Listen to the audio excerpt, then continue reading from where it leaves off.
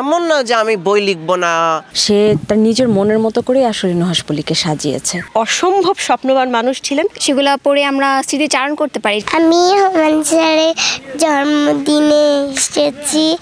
আমরা যে মানুষটা হারিয়েছি তাকে তো আর পাবো না, কিন্তু এই জায়গাটাতে তার অনেক স্মৃতি আছে এবং সে তার নিজের মনের মতো করে আসলে নুহাশপল্লীকে সাজিয়েছে। তো এখানে আসলে তার যে মনের মাধুরী, ভালোবাসা, সেটার একটা ছোঁয়া পাওয়া যায় এখানে। এই নুহাশপল্লীতে যে আমরা আসি, হুমায়ুন খুঁজি, হুমায়ুনের ভালোবাসা, স্পর্শ, তার যে চিন্তাধারা, সেই জিনিসগুলো না আমরা খুঁজে খুঁজে বের করার চেষ্টা করি। আমরা যাকে হারিয়েছি তাকে তো খুঁজে পাবো না, কিন্তু তার যে স্মৃতি, এখান থেকে আসলে তার যে ধ্যান ধারণা, ভালোবাসা, প্রকৃতির সাথে তার যে প্রেম, সেগুলো আমরা অনুভব করার চেষ্টা করি। উনি অ্যাকচুয়ালি আমাদের মাঝে এখন আর নেই, কিন্তু আমরা সকলে ওনাকে এখনও স্মরণ করি এবং ইনশাল্লাহ আগামীতেও করব। রাখা বিভিন্ন স্মৃতি আমাদের মাঝে এখন আছে, সেগুলো পড়ে আমরা স্মৃতিচারণ করতে পারি। যেমন ওনার বিভিন্ন বই, হিমো, তারপর হচ্ছে গেটু তো কমলা।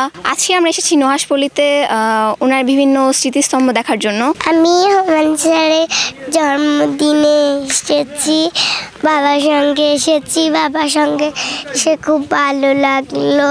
দীর্ঘ প্রায় 12-13 বছর হয়ে গেছে স্যার আমাদের মাঝে নেই। আসলে নেই কথাটা বললে আসলে একটা খারাপ দেখা যায়, আমরা নেই কখনো বলবো না।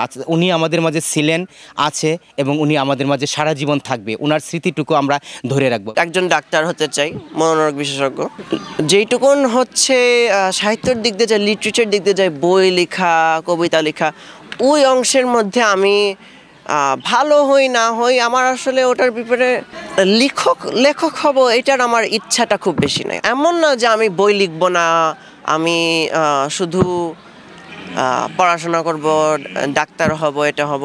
অবশ্যই বই লিখবো, কিন্তু আমি লেখক হব সেটা না। যে আমি প্রত্যেক অ্যামাউন্ট অফ টাইমের মধ্যে আমি একটা বই লিখবো, আমি একটা সিরিজের মতন বানাবো, ওই রকম কিছু না। হয়তোবা আমি কয়েকটা বই লিখবো, হয়তোবা না, আমি লিখতে চাই, এমন লিখতে মজা লাগে, কিন্তু আমি একদম লিটারেচারের মধ্যে ঢুকে যাব, লেখক হয়ে যাব, ওইটা আসলে খুব বেশি না। শুধুমাত্র হুমায়ুন আহমেদের কারণেই আমি এখনও হুমায়ুন আহমেদের সব কিছু না হলেও অল্প কিছু স্বপ্ন আমি সফল করতে চাই এখনও। আর আপনার প্রশ্নে আরেকটা কথা ছিল যে নুহাশপল্লীর সৌন্দর্য।